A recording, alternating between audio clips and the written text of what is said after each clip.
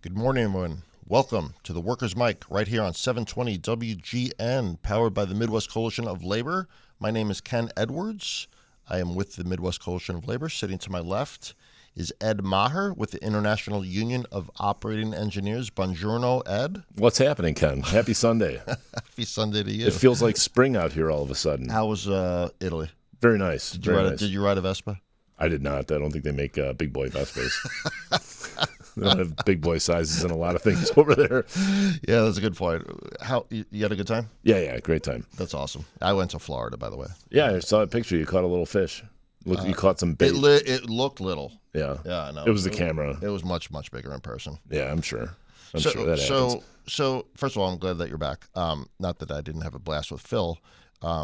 Phil is. Yeah, thank you, Phil, for filling in. Can't thank you enough, by the way. Did a great job. And actually, Phil's the one that got the guy from the Teachers Union to come on. That was a really interesting. Yeah, it was really, really cool. I don't speak teacher, but I speak it a little bit more now. Right. You know, it's definitely it's a different world. And speaking of different worlds, we have a couple of different guests today. We have David Madland. Yeah, David Madland. He's from the Center for American Progress. It's a think tank. They put out a really great study this week about the impact of union representation on working class people across America. And he also really wrote a book, right? interesting. He wrote this really, I downloaded it last night. I started to read it. It's really radical, like everything that needs to change about labor, unions, policy in the United States. So that this can be more inclusive and impact everybody. help Everybody. Basically, he says his book solves the entire problem for the entire the United States. All of our problems will be solved by this guy's Wealth book. inequality gone. Yeah. And then because we have the writers' strike going on, we have a WGA executive board member. His name is John Rogers, and He's going to tell us a little more about what it's all about, Absolutely. what these writers, and why every human being, every air-breathing human being should be supporting these writers. If you're human, get with them. Yeah. Otherwise, it's coming for you next. Right. So we got a lot to talk about. Let's get to it. So stay with us. We'll be right back on the Workers' Mic, 720 WGN.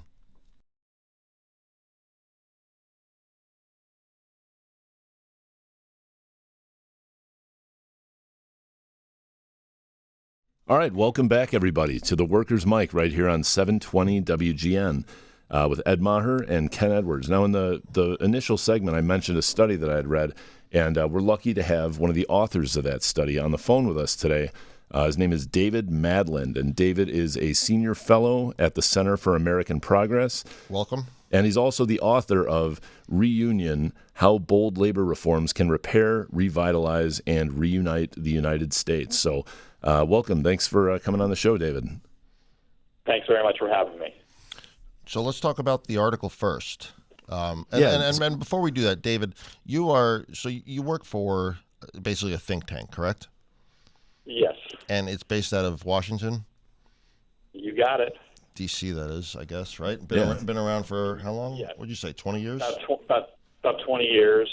And so, we are designed to read and write and research about policy and argue about how to improve lives for Americans. And I think this is, one of the key studies in doing that. As you all are very familiar, unions are a big way forward for the country. So Center for American Progress, think tank, it's been around for about 20 years.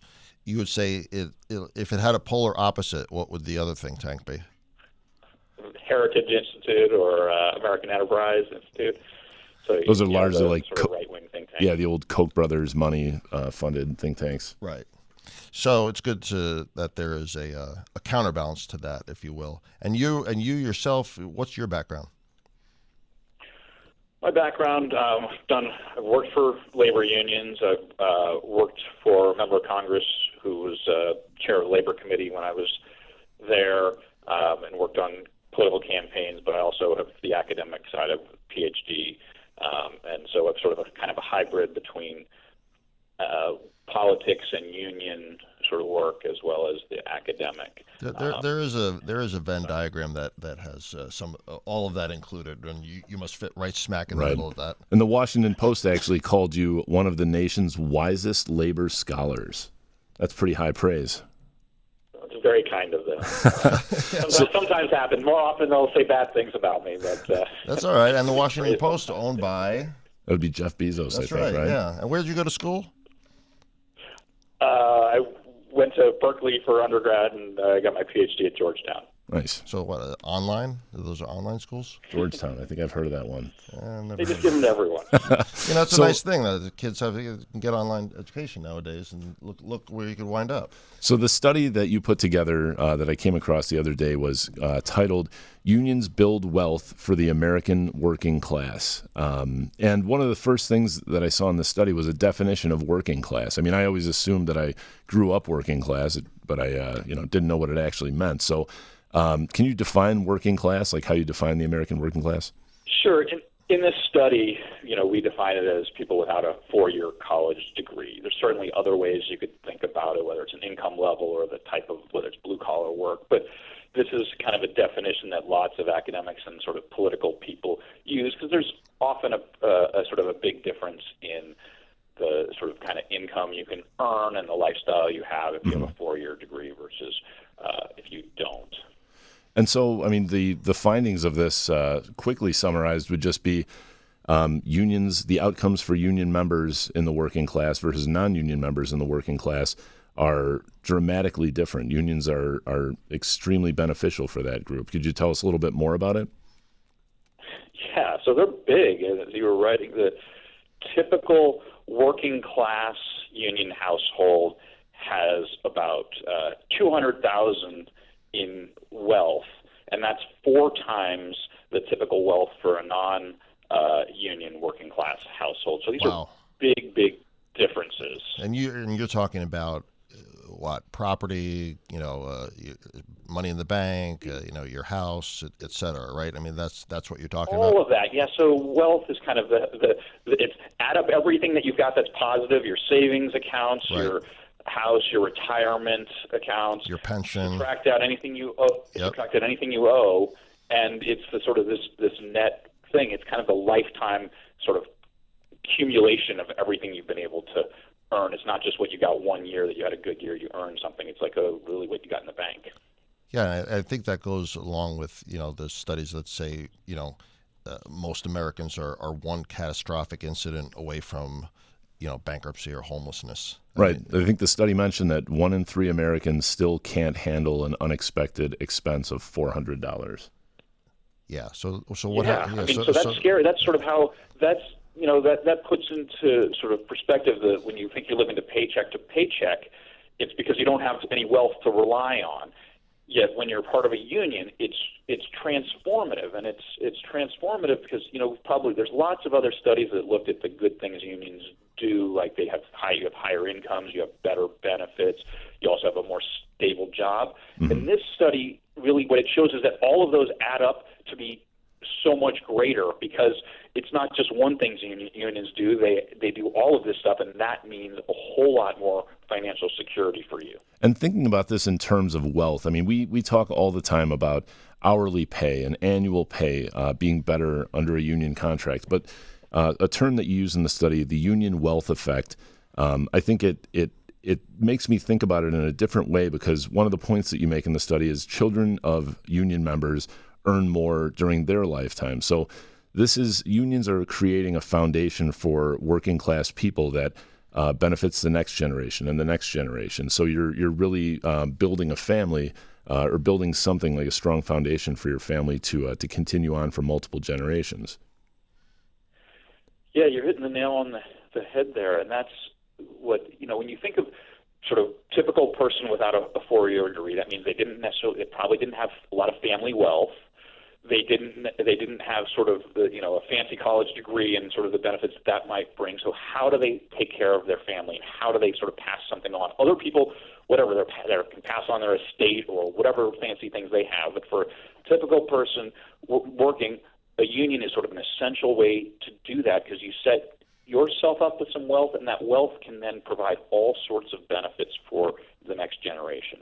And like your kids are healthier, like here in Chicago and around the Midwest, and I'm sure in other parts of the country, you're seeing, and both Ed and I come from the building trades, David.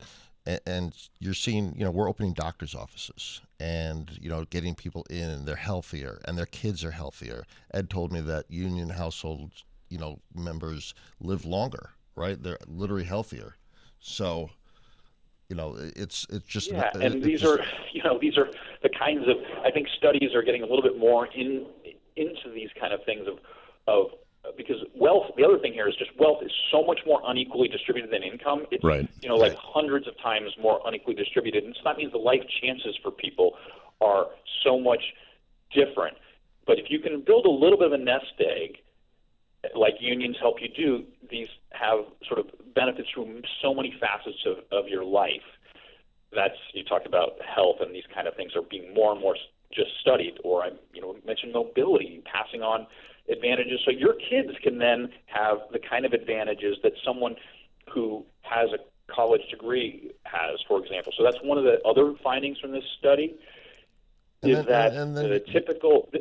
Go on if you want. No, go ahead. I was going to say the typical working class union household has almost as much, not quite, but almost as much wealth as the typical college-educated non-union household. So they're almost closing the gap with the college-educated. And I got to tell you, I think that you'll see that shift over the next 10 years, if not sooner, because we are preaching earn while you learn, come to an apprentice program, don't come out with debt. And as these college degrees, in my humble opinion, become less and less useful, I think you're going to see a sea change in that. I want to switch gears, though, if you don't mind, to talk about your book. I actually did download it last night, and I read the introduction. It's radical. I mean, it's absolutely radical. So, you talked about the fact that there needs to be a sea change here in America in terms of labor law, labor policy, et cetera.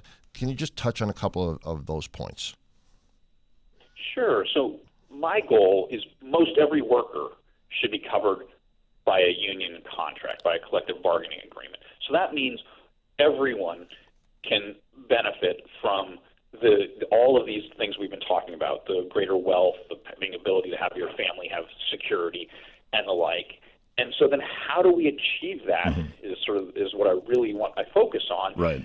And to me, there are a couple things you need to do. And the first is about getting far more workers to be members of unions. And that's about giving workers stronger rights, things like the PRO Act, but it's also about really how you incentivize people to join unions so that we can have membership rates like some of the countries like in Sweden, or for example. But we also then, I think, want to improve how we bargain so that we're covering far more workers.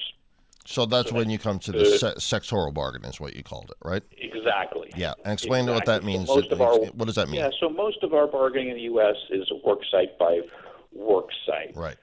But when unions are really dense, like you think of the old auto industry, they had something close to sectoral bargaining where they covered kind of all of the workers in the industry, and the gains sort of spread out from there. So everyone in the shop got a good union contract. And that means that the firms don't need to fight unions so much, because they're going to pay the same rate kind of no matter what. Right. Exactly. It also means, which is sort of that's one of the things that unions have been fighting for a long time, is similar pay for similar equal pay for equal work. Absolutely. And it's really hard to get that when you're bargaining just with an individual work site. If you can get to a broader level, right. And you come from the trades. One of the things I talk about is prevailing wages, are sort of one of the few things we have that are a little bit like what I want, but I want it on a much bigger scale. So do we. So in prevailing wage law, when you're working on doing construction on a government contract, yep. Typically the firm has to pay at least the prevailing wage, which when unions are strong, that's the union rate. Right. That's right. And so all of those workers are benefiting, but also the union is benefiting because their wages aren't getting undercut. Your wages aren't getting undercut. That's right. And our contractors are not getting undercut. Exactly. Exactly. Right. And so your firms are succeeding and can compete.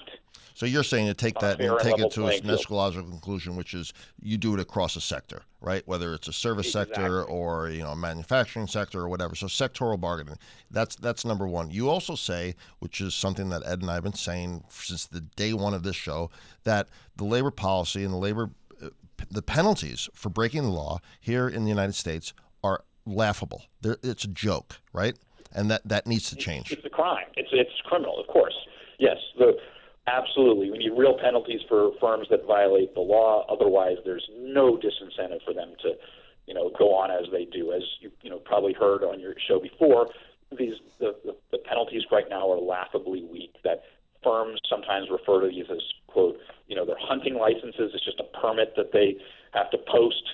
Practically, there's nothing deterring them from all sorts of horrible union busting activities, and that needs to stop. But I'm also for we need to go well beyond that. Like, that is just not enough. It's not just enough to say you can't do this. We want to really encourage workers to get into unions. So you mentioned these apprenticeship training programs that Yes. you all do, which Yep. I think are one of the best things we've got going. You earn as you learn. That's right. But as you know, it's also a pipeline for people to get into your union. Yes. And so I want to ramp that up and things like that as well. So we're really incentivizing, encouraging people. And to in the process, get you into build a more skilled workforce for the nation. And then we have, there's greater productivity gain, so there's a bigger pie, and we can get more of that bigger pie.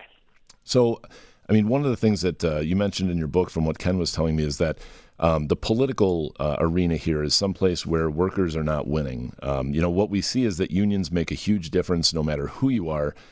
They will make your life better. And yet we have a Republican Party that often nationally is pushing policies that are against unions and often against workers, and the Democratic Party, which frankly I think is just distracted from these kitchen table economic issues and focused on things that maybe fall outside of Maslow's old hierarchy of needs. So what do you think needs to happen on the political front to kind of open the floodgates here? Well, I think you started to get it right. Labor issues have to become front and center. They can't. We can't be distracted by all these sort of whether cultural issues that are dividing Americans. We all want to find how to make work pay and put that front and center. And there's starting to be a shift. It's nowhere near enough, but there's been some big movements that I think are important to note. So the public opinion right now on labor unions is more popular. Labor unions are more popular than they've been almost ever. Right. Approval ratings around 70%. Yeah. So the public, yeah, no question about there. it. And the unions The won politicians- 80% of their elections last year. I'm going to cut you off, but we don't have a lot of time left. But you said something, that I think is something that Ed and I have been saying, that when you take out the gun issue, the gender issue, whatever it is, the woke issue, blah, blah, blah, all this kind of nonsense that, like you said, is dividing this country and doing a very good job of dividing us, by the way. And you take that out and say, hey, how about this worker amendment on the ballot? So here in Illinois, we passed the Workers' Rights Amendment.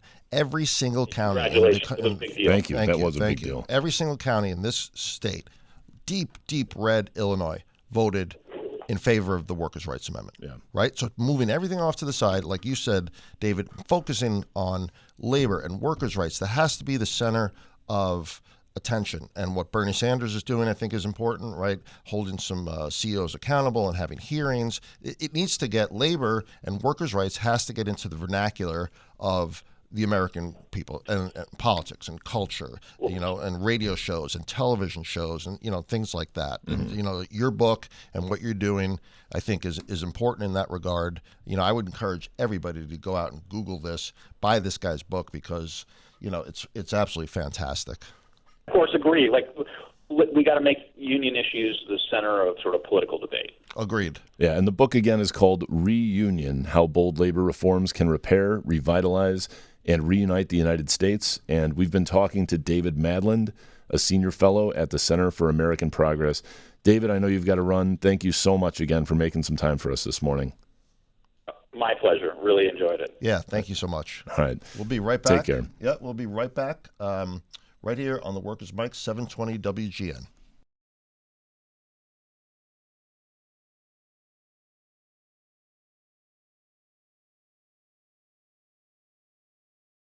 Welcome back, everyone, to the Workers' Mic right here on 720 WGN. I'm Ken. This is Ed. We are extremely happy to have with us today John Rogers from the Writers Guild.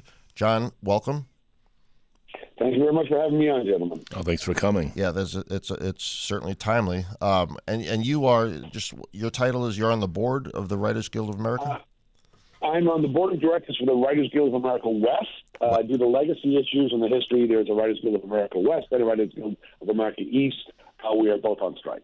Okay. And two different locals or two different unions under two different unions? We're a guild. I mean, technically, we follow. Look, both of these organizations are 90-something years old, so there's a lot of artifact structure. But we always work in unison. Mm-hmm. Got it. Okay. And you're on strike. Yeah, you're on strike. It's a big deal. deal. On strike, sir. I was out on the lines yesterday. And what does tell us briefly? Let's go back real quick. So, what's your background? You're a writer, obviously. I am a screenwriter. I started as a stand-up comedian, and back when they gave every heavy-set white guy a sitcom back in the '90s, I did that for a second and a half, and then wound up getting more into the writing side of it, and have been a continually employed screenwriter for about 25 years now, between both features and television. That's super cool. And I understand that you wrote Transformers. I was one of the writers. Those big blockbusters very rarely have one person on them, but I was one You're of the modest. writers. Yeah, don't be modest, John. I heard you wrote the whole thing, and I heard you actually hired. I heard you hired Megan Fox for it too. By the way, good choice. No, yes, that was the power that a screenwriter exerts over a massive blockbuster film is really infinite. We barely even talk to the director. We barely even let him in the fucking. Well, 25-year-old Ed thanks you. Yeah. All right. So tell us what is this strike about? The strike is about the fact that we have come to a point where the streaming model, which has been growing over the last 10 years, has disrupted both our compensation and our working conditions to an untenable degree. And so we attempted to address this with the companies. The companies, as you may have seen in the press, not only didn't give us what we want, they completely refused to respond and did not counter to many of our very high priority issues. And so, unfortunately, we've come to the point where we are forced to use the power of the union. And thanks to a 98% in favor by the union, with the highest turnout we've had in the union strike authorization vote, unfortunately, the board had to make a decision to call a strike last Monday. So the companies literally won't respond to some of your proposals. Like they just are blank. Yeah, just like no counter. No zero counter, right? Yeah. We're trying to be transparent. So we released because we realize it's the only way to win this sort of thing is to be transparent. Because when you see the behavior of the companies, even people who weren't involved in the issues could see the bad behavior on the part of the companies. Right. So we released, you can find it online, a document outlining our asks, and they are all very reasonable, and the company's responses. And as you can see on about half of them, it did not respond, and no counter-offered. Yeah, they just refused to engage. I mean, things went with the switch from, the last time that you were on strike, streaming was just emerging. People heard about it. Netflix was getting away from being the DVD mailing company and into streaming, but people didn't really understand it. And now the world has changed. And, streaming, when you're a writer, you make money when your show airs. You make money when it's syndicated, back when you used to have reruns. But all that's changed now with the streaming era. Is that right? Yeah, that's correct. And look, the point of the last strike was streaming, is that we saw this coming and nobody else did, and we decided to strike, and we went out for 100 days. And the company told us streaming is experimental, streaming is promotional, we'll never make a dime in this. And literally the day the strike ended, Hulu started. Wow. They had the bullet in the chamber. Yeah, they were ready to go. Of course. And so luckily for us, we established that precedent. But now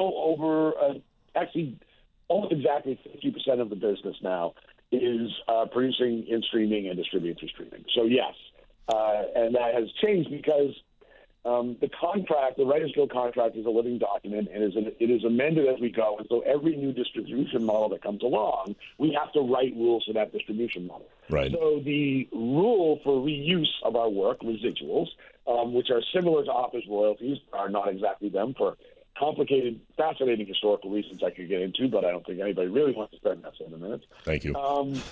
We I appreciate it. We get really a percentage of the profits in some places, and we get a flat fee in other places. And then in streaming, we get a fee that is based on the regional sales price that is dependent on the actual size of the streamer. Okay. And it is a flat fee, and as a result, we have no share in the success of the product. Wow. So you guys are writing. Yeah. So you're writing it, and the product. You're writing it. It's hugely successful. It's garnering more subscriptions to so and so service. Eventually, by the way, there's throwing ads in there now, and so it's your product that's being produced. You literally are the ones that came up with the idea and wrote the product, and you're not sharing in the revenue of that product. Yeah. What other business model is that? Small way because. So, I'm sorry, what was that? Is there any other business model where the inventor of the product doesn't actually share in the revenue of the product? No. Well, I mean, we do share. That is what residuals are, but they make sure that we share in a way that is not representative of the actual success. I mean, you're being treated like manufacturing. It's like a manufacturing thing. You're there to just churn out scripts. They sell them, get what they can for you, and you get paid your rate for churning out scripts.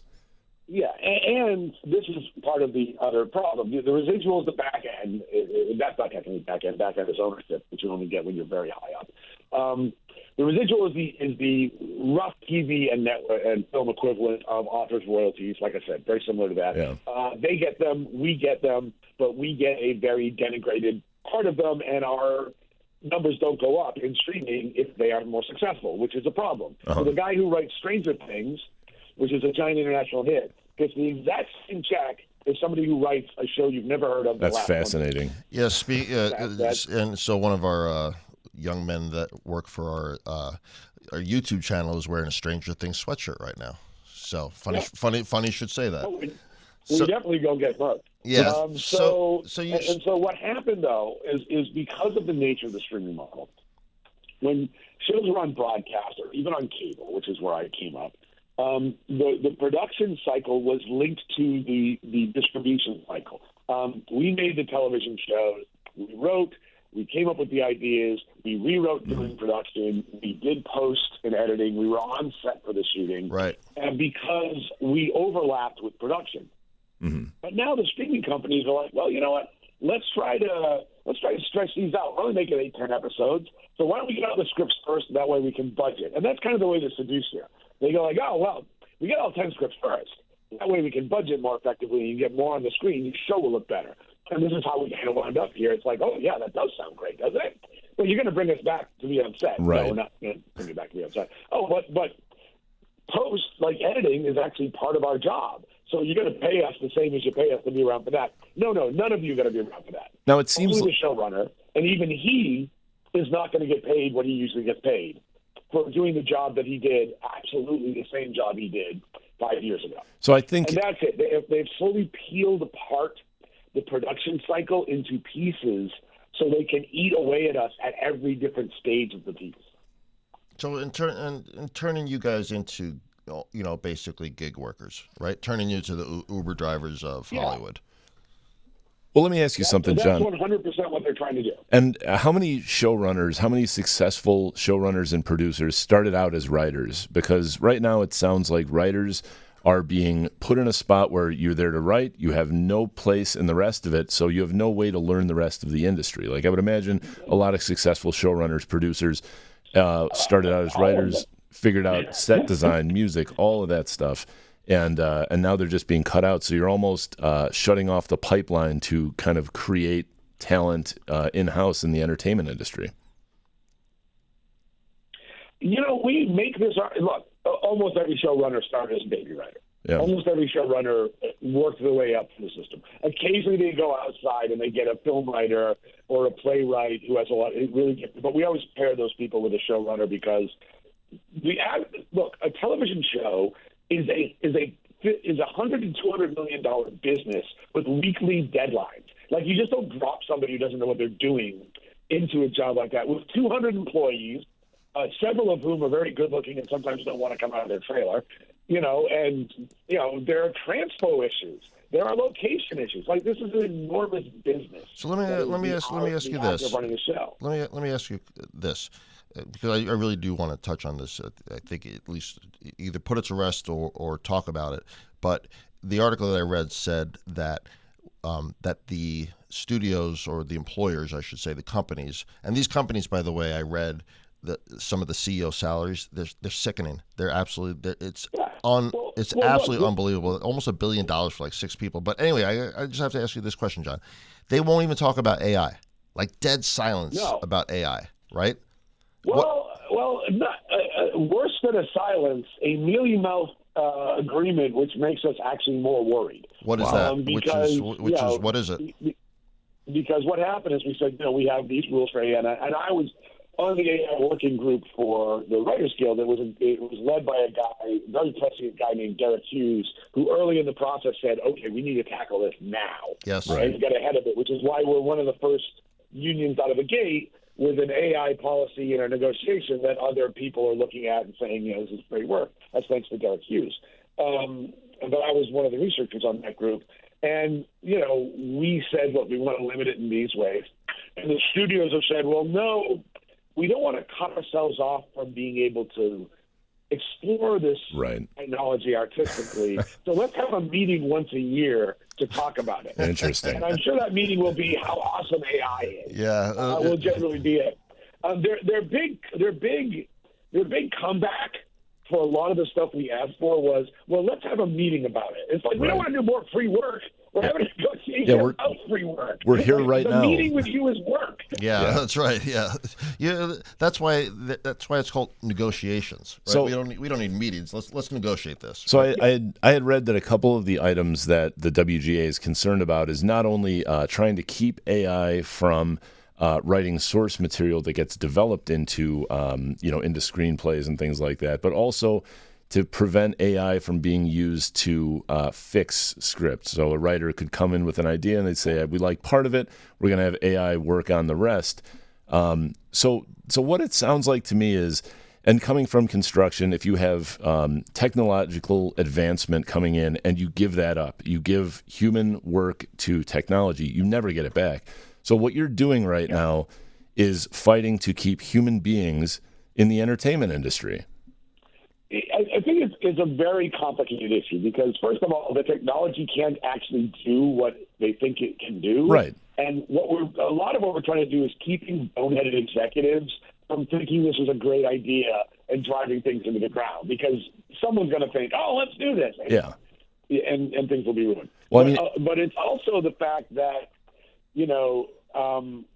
we're trying to keep copyright is a very complicated thing. And these machines are plagiarism machines. These machines have been trained on the copywritten material, our work, without our consent, by the way, violating our copyright. And if you get into copyright in AI, it's interesting because the original guys who developed it, when they were asked, like, oh, did you guys get permission before you scanned the whole internet and all that copywritten material? It very much went from, this is the future, to, well, we're not responsible for how it's used. Right. You use it. Like, they realized they kind of screwed up. Yeah. And there have been several judgments recently that said you cannot copyright material created by an AI because of several of those issues. That's not a work of human imagination or human art. Interesting. But yeah, I mean, I don't think a lot of this is, I don't think AI is going to replace human workers. But what we're trying to do is basically keep AI from being used as shortcuts to undermine jobs that will be done better by humans anyway, but it's hard to explain to them why, because look, the thing you were saying earlier, right, where writers are no longer trained to become showrunners, this is going to cause a problem because you're going to run out of showrunners, or the showrunners you get will be poorly trained, and their shows will go over budget, which is stuff that happens. Yeah. These things are always train wrecks. We tell them that every year. And one of the things when you come on the board, when they bring you on as a Writers Guild member on the board, it's always great because the first thing they go is, well, why don't we just tell them they're eating their seed corn? They don't. And you see the glaze in the old board members' eyes. Sure. It's like, we tell them every year, they don't care. They used to not care because they really didn't want to give up the point. The new group of executives, and I do not think we can underestimate this, the new group of executives are fully of the vulture capital, hedge fund, financialization model of Hollywood, where if it does not boost the stock, if what's coming out of your mouth doesn't boost the stock price for the next quarter, they do not hear it. Yeah. Cutthroat capitalism is what our previous guest called it, and I think you're right. And we're racing to the bottom here, but let's end on a positive note. How has the support been for your strike? The support's been, like we said, universal. The guild itself was completely united. We always get a few holdouts. Yep. But the tone here within the industry and outside the industry, I'll address both. Within the industry, a complete sea change from 2007, 2008. Right. The Teamsters, we had a big meeting at the Stein Auditorium the other day. After we declared the strike, we had several thousand guild members there to go over the negotiations and explain why we had to do this. And we had every labor union in Hollywood represented in that room. That's the awesome. Hollywood Laborers Union, the people who maintain the lot, were there. Yeah. The cementers and plasters were there. Yeah. The Teamsters were there. The directors and actors were there. IATSE was there. We've never had this. That's and they great. all got up to speak. That's great. And what about from the public? Because the public now has a very favorable view of unions, and I think at least from what I'm reading, very supportive of what you guys are doing.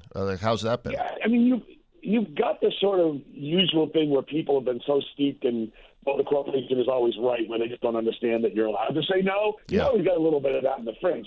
But I think that's the other thing is it was really hard to explain in 2007, 2008 to the general public. Sure. Well, there's copyright issues and streaming. It's like I don't understand either of those words.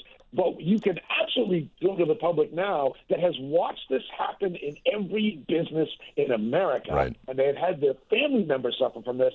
Hey, the bosses are making giant profits and not paying the workers. You don't have to sell anyone in America on that. Right. Yeah, you're absolutely right about that. It's listen, I think what you're doing is obviously God's work. I think it's important not just for the writers. I think it's important for the entertainment industry workers, but I think it's also important for workers in America. Period, because you're trying to secure once again the middle class and a good paying job with benefits and security, and be able to raise your family and not worry about living paycheck to paycheck. And oh, by the way, you're writing some of the greatest television that's been around, or movies that have been around forever, right? I mean, it's top notch. We just come out of the golden age of television, and they're telling us we're not worth a percentage of the profit we created for them. These companies have averaged between $28 and $30 billion in profit. Profit, not revenue. Your profit every year for the last 5 years, including during COVID. Yeah. And they're still saying, it's a bad time to come to us to try to, make sure we can ensure a middle class living for writers. Well, if you guys don't win this fight, if you don't win this fight right now, the situation, the landscape for your members is going to be, I'm sure, far more difficult the next time that you come together. So this is a fight that you've got to win, and I think a lot of people understand that, and that's why so many people support what you're doing. You're fighting for humans, and if you're an air-breathing human out there, support the WGA. And I think it's as simple as that. Yeah, so, where can is there anything that you guys are posting up on your website or anything like that? Well, I mean, we've got stuff on the WGA. The WGA does a lot of internal comp because we are a small guild. I mean, David Young, who used to be our head negotiator, has stepped away from this particular one, used to jokes. The good thing is we're small, but we're alone. But we are asking people if they want to support us on social media. Just put stuff up that you support the Writers Guild. And if you want to throw a cup of coffee in donations, we are not taking donations. We have our own strike fund. But, of course, there's going to be a lot of knockoff people out of work, sure. To the crews, And we've raised, $1.5 million for our crew members and that. But the entertainment community fund is actually a tax-deductible donation people can make. You can find it. You Google Entertainment Community Fund. You go in there, you choose film and television in the drop-down. You drop in $2, and that's just going to some electrician or some makeup artist or some worker who, we're writing those checks too. Okay. That's a material way people can kind of do, help out the workers who are affected by this. We appreciate it. If you just joined us, we've been talking with John Rogers. He is an executive board member for the WGA Writers West. Guild of America. Yep, Writers Guild of America. And hey, John, we appreciate your being on. This is really, really timely and really important, and we wish you all the best. Guys, I appreciate you having us on. I appreciate the work you're doing. We're not going to have a future unless people start waking up to the fact we have to do this together. Absolutely. Right. Thank you, John. Thank you, John. Thank you, guys. Yeah, we'll be right back right here on 720 WGN, the Workers' Mic.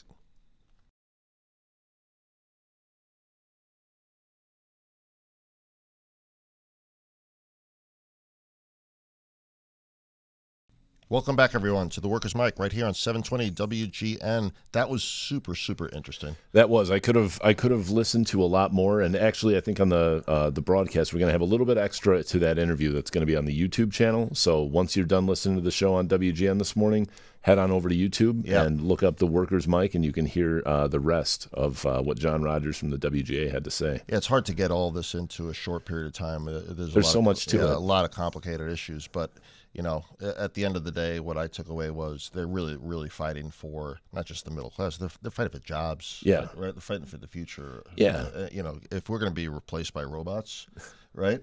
Right. I mean, this is coming from a guy that wrote Transformers. I know. See, I mean, he knows all about bad AI, you could say. So we need good AI to fight the bad AI. John, if you're listening still, just make a good robot to fight the bad robot. If I remember correctly, sometimes they hide as meteors, so you got to look closely for the good meteors? AI. Did you ever see Transformers? No. You should watch it. It's really, really I great. heard it was transformative. It was a very well written movie.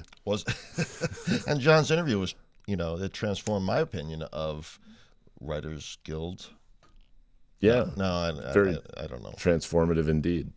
Stupid. But yeah, I mean, I guess pretty soon, if this continues on, there won't be any more TV, and we're gonna have to open our doors and go outside And read. Yeah, maybe like walk around, ride bikes, play cards again. get exercise, Right? Talk to friends, family. It's gonna be real. It's gonna actually sit next to your wife and talk to her. Like, boring. Yeah, and there's no TV to watch. You know how many divorces will there be? Yeah. Instead of hey, honey, let's not talk and binge watch TV for the next 6 hours. They have to just sit there and look at each other. Newspaper subscriptions are going to go up, so guys can just sit there and pretend they're reading the paper. You and I might be replaced by robots. They could probably do it better than me. Yeah, well, me too. Well, thanks everybody so much. It was a great show, great guest. Thanks for sticking with us, and we'll be back here with more Workers' Mic next week right here on 720 WGN. Thanks.